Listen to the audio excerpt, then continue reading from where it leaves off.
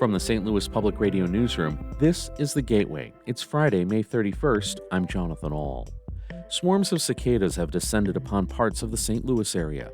Two University of Missouri St. Louis researchers say where they land and where they don't can teach us a lot about the landscape of the region. You can get quite different numbers of cicadas, block to block or on these very fine scales. So the more observations we have, the better our data set is going to be. St. Louis Public Radio's Abby Larico digs into the questions they're looking to answer and how you can help. That's coming up on The Gateway. St. Louis Circuit Attorney Gabe Gore says his office is in a much better place than when he was appointed to the post a year ago. But as St. Louis Public Radio's Jason Rosenbaum reports, keeping the momentum going may require boosting the salaries of his office's employees. Since he took over leading the circuit attorney's office last year, Gore says he's been able to recruit 33 assistant circuit attorneys and reduce a backlog of homicide cases and warrant applications.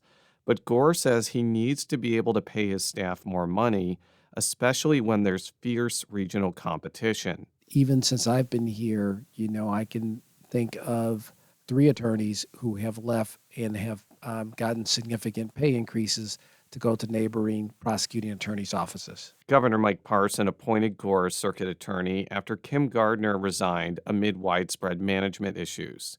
He's running unopposed this year for a full 4-year term. I'm Jason Rosenbaum, St. Louis Public Radio. Longtime attendees of Pride Fest in St. Louis are protesting this year's event because it's sponsored by Boeing, which supplies weapons to the Israeli military. Organizers of the No Pride in Genocide protest are calling on Pride St. Louis to remove Boeing as a sponsor. Protesters plan to rally at 7 o'clock Saturday night on Kings Highway in Manchester to march through the Grove. Maxi Glamour is a local drag performer and protest organizer. They say Boeing's contribution to the war in Gaza, where thousands are dying, doesn't align with the mission of Pride St. Louis. And we really want to make sure that we are promoting peace, and our queer leaders who fought against corruption and authoritarianism, they were fighting for the same things. Organizers of Pride St. Louis could not be reached for comment. Free opioid overdose reversal kits are now available from a distribution box in the Soulard Farmers Market.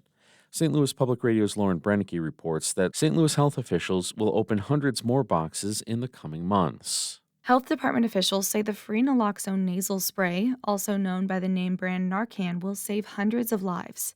The distribution box sits outside of the department's building. Opioid overdoses have been on the rise in the city since 2017.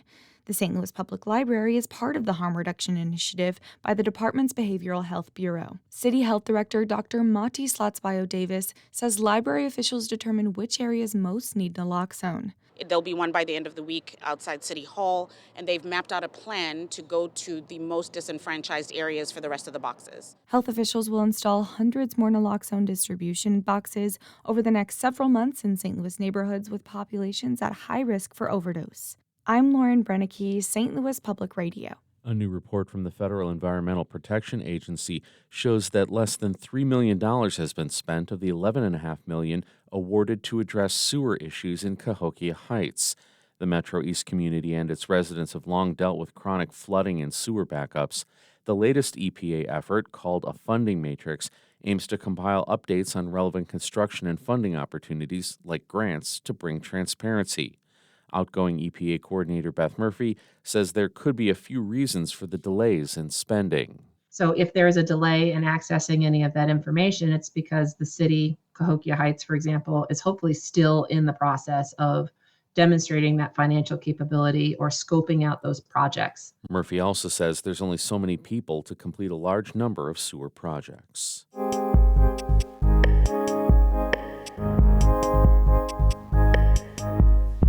The historic emergence of an enormous brood of cicadas is here, and if you're hearing them, two University of Missouri St. Louis researchers want to hear from you.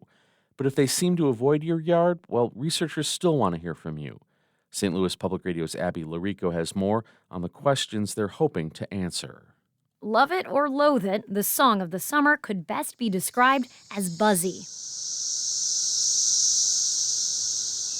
As present as a pop hit on the radio, but in some cases louder, The sonic swarms of Brood 19 have peaked in many parts of the St. Louis area. We are surrounded by cicadas. That is Professor Amy Dunlap. Yep, do you want to take one, Amy? And her project partner, Professor Sarah Miller, on a recent outing at Lafayette Square Park. The entomologists at UMSL's Whitney R. Harris World Ecology Center typically study other insects, wasps, flies, tarantulas, but this summer, the two have caught the cicada bug. Dunlap calls it an opportunity to observe natural history and progress. Well, anytime that soil is disturbed, that population will disappear. So you can think about 200 years of development in St. Louis, and for any given plot of land, if that soil was super disturbed at any point in those 200 years, you're not going to see these cicadas.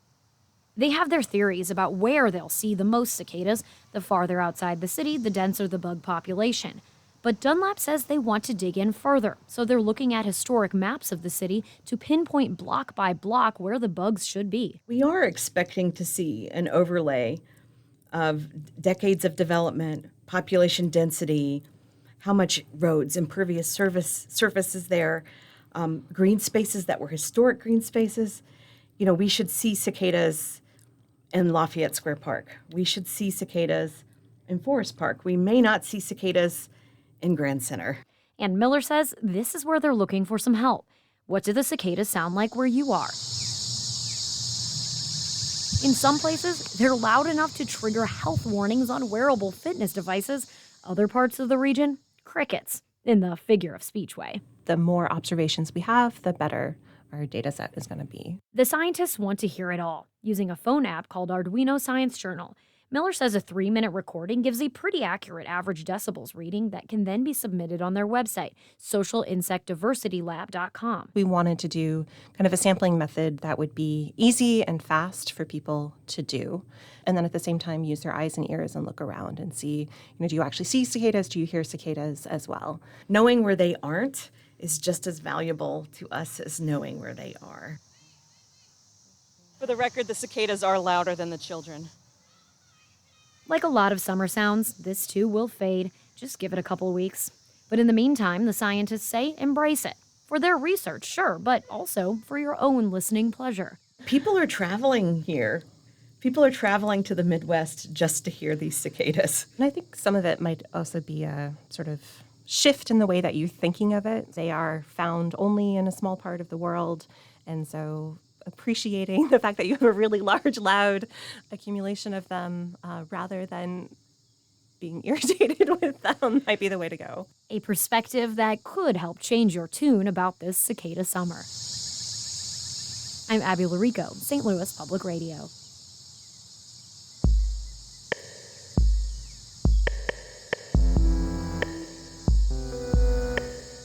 For links to that research project, the app you can download to help, and photos of the researchers in action, visit our website, stlpr.org.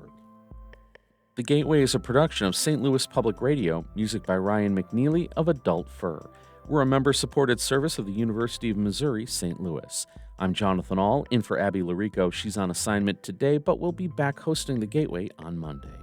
And from the St. Louis Public Radio newsroom, this has been The Gateway. Have a great weekend.